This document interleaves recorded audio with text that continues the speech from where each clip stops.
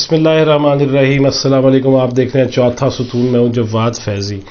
नाज़रीन, ये नहीं अंदाज़ा हो रहा था कि इतनी जल्दी अफ़गानिस्तान के हालात बदल जाएंगे। और आज तक भी और सुबह तक भी अफ़गान हुकूमत के तर्जुमान ज़िम्मेदारान ये कह रहे थे नहीं हमारी अफवाज बड़ी मुस्तैद है, चौकन्ना है।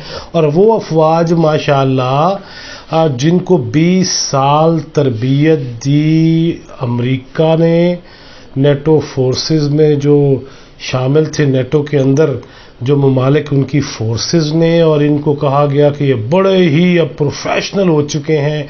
और जिस तरह अमेरिकन फ़ौज को हमने भागते दौड़ते देखा अपनी चीज़ें छोड़ के, उसी तरह हमने अमेरिका के शहरी और अफ़गानिस्तान के सदर अशरफ गनी को भी दौड़ते हुए देखा।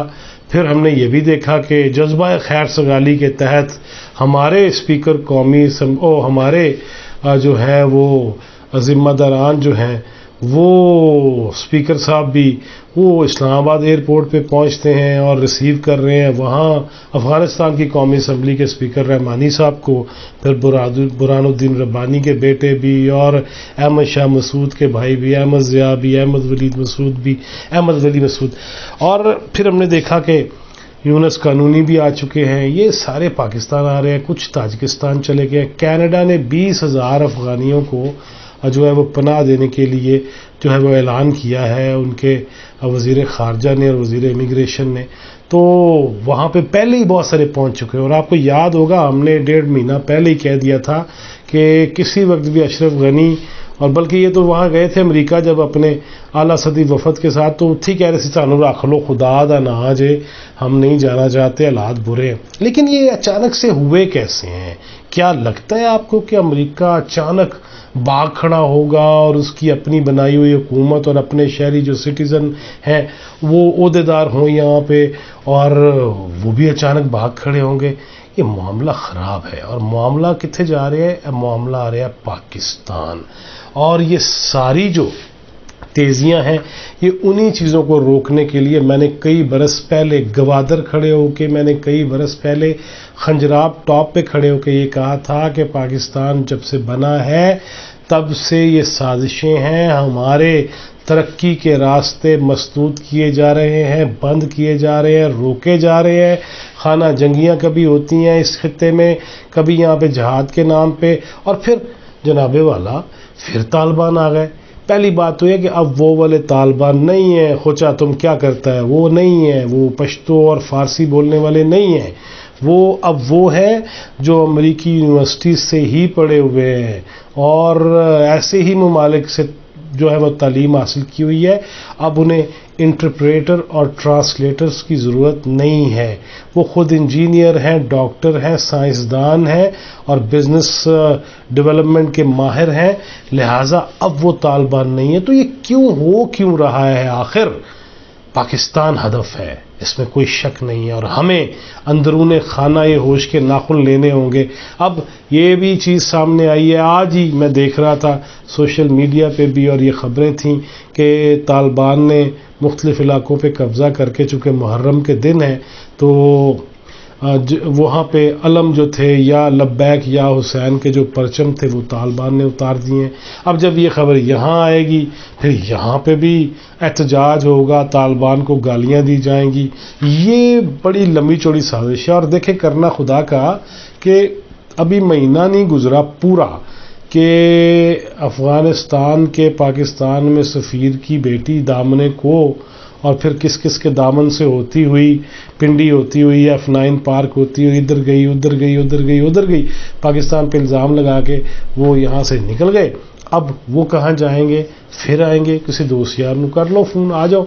लेकिन इशू क्या है कि पाकिस्तान के ख़िलाफ़ कोई भी मौका हाथ से नहीं जाने दिया जा रहा। इन हालात में कि जब अमेरिका जैसी सुपर पावर ने $2 खरब से ज़्यादा खर्च कर दिए हों और फिर अचानक जो बाइडन साहब को केड़ी तार आ गई है तो جڑی فٹافٹ آ جاؤ نسو 31 اگست تک جو کام کرنا تھا یا اس سے پہلے دیگر مرحلے تھے. لیکن آج تو ڈونلڈ ٹرمپ کا بھی پیغام آ گیا ہے نا, اس کا بھی بیان آ گیا کہ ہاں جی میری یاد آ رہی ہے اب کی کر رہے ہو حضورے والا. لہٰذا جو بائیڈن پہ اپنی جگہ تنقید ہو رہی ہے, لیکن پاکستان کی خاص طور پہ بات کرتے ہیں کہ افغانستان کے اندر تو اس صوبہ کنڑ پہ بھی ان کا قبضہ ہو گیا جو کبھی شیخ جمیل الرحمان جس کے گورنر ہوا کرتے تھے ماضی میں, اور پھر طالبان جب اب دوبارہ سے آئے ہیں نئے سرے سے, وہ انہی ہتھیاروں کو جانتے ہیں جو امریکہ سکھا کے گیا تھا افغان فورسز کو. افغان فوجی پناہ لے رہے ہیں مختلف ملکوں میں زخمی حالت میں, وہ کسی تاجکستان پہنچ رہے ہیں. اس ساری صورتحال میں پاکستان کے حالات کیا ہونے چاہیے, یہاں کی تیاری کیا ہونی چاہیے؟ اگرچہ عمران خان صاحب نے قومی سلامتی کا اجلاس بلایا ہے اور اس اجلاس میں ڈیفینیٹلی پاکستان کے دفاع کے حوالے سے اور جو معاملات ہیں وہ زیر بحث آئیں گے, اچھے فیصلے بھی ہونے چاہیے ڈیفینیٹلی, اور ایک ایک قدم اب پھونک کے رکھنے کی ضرورت ہے کہ اگر تو ٹارگٹ ہم ہیں, اگر افغانستان میں لبیک یا حسین کے پرچم اتار کے, اور پاکستان میں شیعہ سنی سازش بھی, اس پہ بھی پہلے ہی ہم کہہ رہے تھے, ہم بار بار بعض دوستوں کو ناگوار گزرتی ہیں یہ ویڈیوز قصے ماضی کے جب میں سناتا ہوں تو یہ ہر دور میں طرفین سے ایسے معاملات ہوتے ہیں جس کے بعد یہاں پہ بھی آگ بھڑک اٹھتی ہے. اب طالبان آ گئے تو پاکستان کے معاملات کے حد تک ہندوستان توپے ہماری طرف کیے ہوئے ہے, امریکہ ہمارے اوپر تنقید کر رہا ہے اور دیگر ممالک ہمارے اوپر تنقید کر رہے ہیں, برطانیہ ہمارے اوپر تنقید کر رہا ہے, ایران کی حرکات و سکنات بھی کو پاکستان کے حق میں اتنی اچھی نہیں ہے. تو اسی جانا کتنے ہے, سارے یوں ہو کے درمیان میں رہ جاتے ہیں ہم, اور ہمارے ذمہ داران ابھی بھی او مریم نواز, او فلانے, او شہباز, او نواز, او فلانا, او مولانا. ہاں مولانا سے یاد آیا, کوئی اندر کی خبریں بھی تو آپ کو دے دینا. مولانا فضل الرحمان سے اعلیٰ سطحی رابطے اسی لیے ہوئے ہیں اور ہوں گے اور ہو رہے ہیں, اور ہم نے ایک عرصہ پہلے بتایا تھا, بلکہ میں نے مختلف ٹی وی چینلز کو اس وقت تبصرہ کرتے ہوئے یہ بات کہی تھی جب مولانا آ رہا ہے, مولانا جا رہا ہے, کہ درمیان کا وقت تھا, اور اسلام آباد کی یہی سری نگر اور کشمیر ہائی وے جسے کہا جاتا تھا اس پہ دھرنا تھا. مولانا کا پشتوں میں جب خطاب ہوتا تھا تو مجھے بعض ٹی وی چینلز نے پوچھا, بعض یوٹیوب چینل والوں نے بھی پوچھا, اور میں نے یہ کہا کہ مجھے مولانا آئندہ مستقبل کے جو خد و خال ہے, جو سیاست ہے, جو معاملات ہیں, اس کے لیڈر کے طور پہ نظر آ رہے ہیں. وہ پاکستانی سیاست کے لیڈر کے طور پہ مجھے کم نظر آ رہے ہیں. وہی اب ہو رہا ہے, مولانا سے رابطے ہو گئے.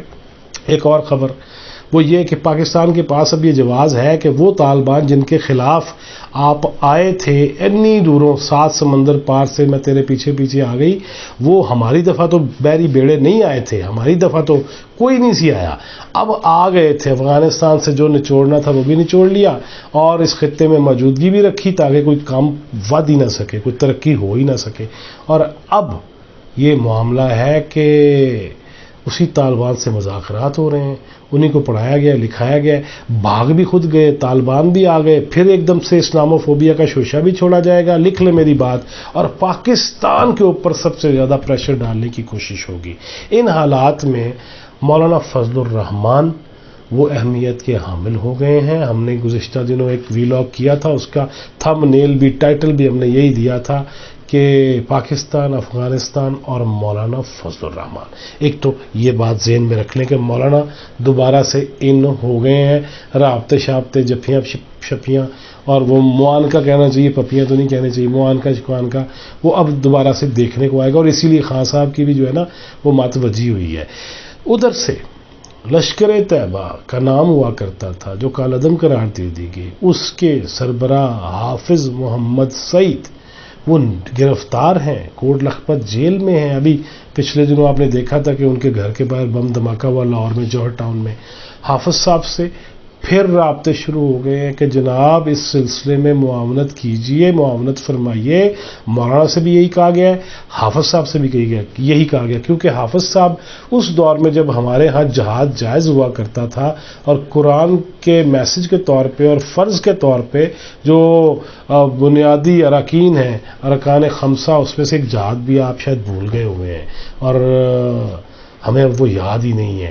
وہ عمران شفقت بھی یہ کہہ رہا تھا نا اپنے ایک ویلاگ میں کہ قرآن کی بات کرتے ہیں تو اس پہ حاوی ہو گئے ہیں لوگوں کے اعتقاد، لوگوں کے عقیدے. قرآن کو ہم نے پڑھنا چھوڑ دیا ہے، اس کو دیکھنا چھوڑ دیا. مجھے بعض دوست کہتے ہیں تجھے بھی پڑھ لیا کرو.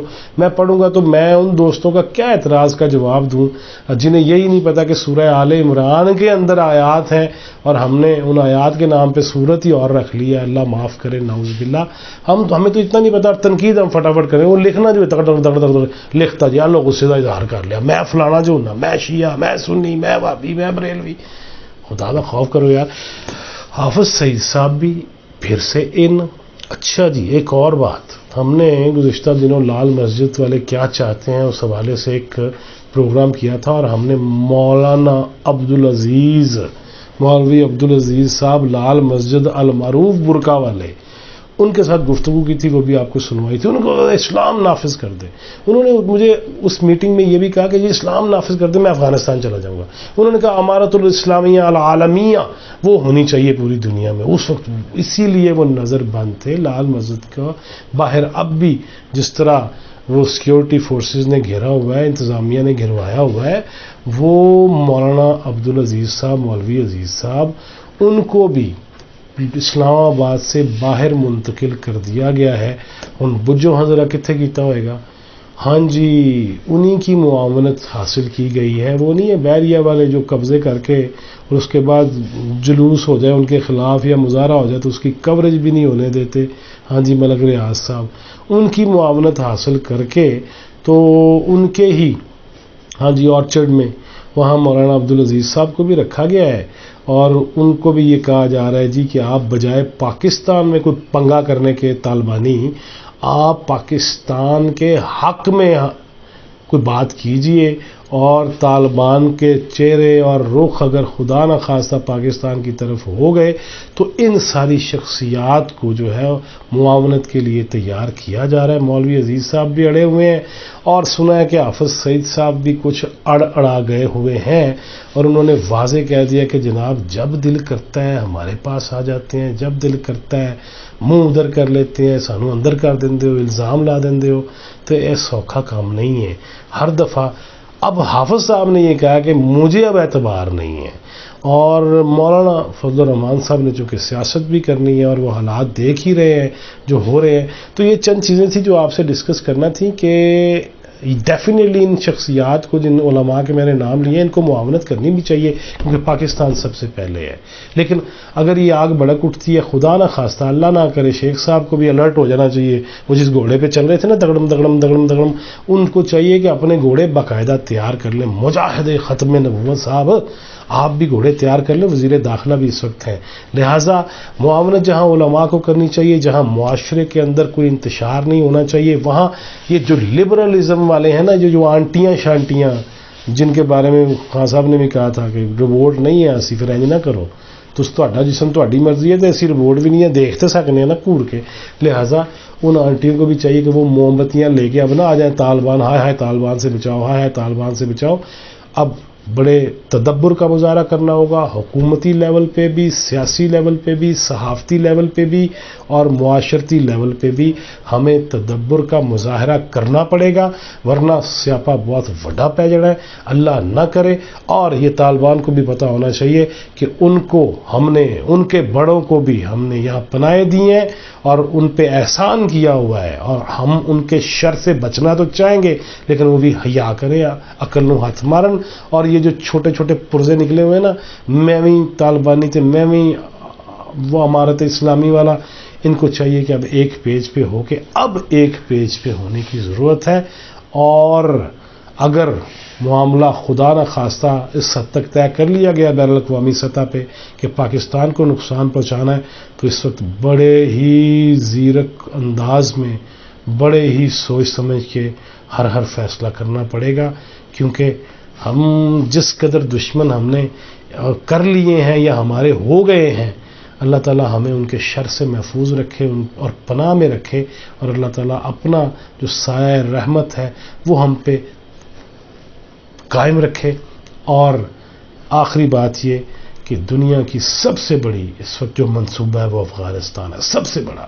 چین کی بھی کوشش ہے، لیکن امریکہ اور دیگر مغربی ممالک کی بھی کوشش ہے کہ جناب چک کے رکھو اور اس خطے کو ترقی یافتہ نہیں ہونے دینا۔ انڈیا نے بھی چاہیے کر لوں ہتھ مارے، ورنہ انڈیا کے اندر بھی علیحدگی کی تحریکیں جو ہیں، اگر افغانستان والا معاملہ ادھر ادھر نکلا تو انڈیا بھی حصے بکھرے ہوں گے انشاءاللہ۔ اور طالبان کو بھی چاہیے کہ اگر دوبارہ سے انہیں کسی بھی بہانے عزت کے ساتھ یا انیوا لایا گیا ہے تو انہیں بھی سوچ سمجھ کے فیصلے کرنے چاہیے۔ اللہ پاکستان کا حامی و ناصر رہے۔ مزید اپڈیٹس کے ساتھ اور مزید خبروں کے ساتھ آپ کی خدمت میں حاضر ہوں گے۔ Till next video.